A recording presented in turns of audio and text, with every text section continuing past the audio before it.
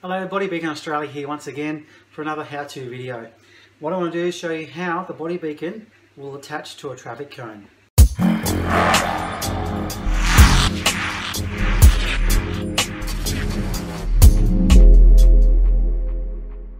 We have our standard traffic cone here, orange in colour with reflective material around the outside. Reflective material works well if light is hitting it, but if there is no light hitting it, nobody is going to be able to see that cone. How would the body beacon fit onto the cone? Well, there's two easy, simple ways to do this.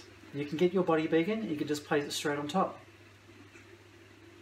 So with the body beacon on top, every cone will be lit up. Now if you want to make that a bit more secure, you can. We provide a metal clip with every purchase. All you need to do is this. Get your metal clip, pull out the rubberized wing on your body beacon, feed it through the clip and snap it. So that way it's secure, it's not going anywhere. Your traffic cone, just wedge it straight in.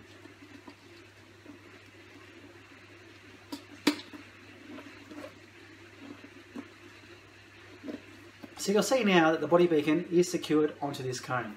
It's not going anywhere. It's really hard to pull it off.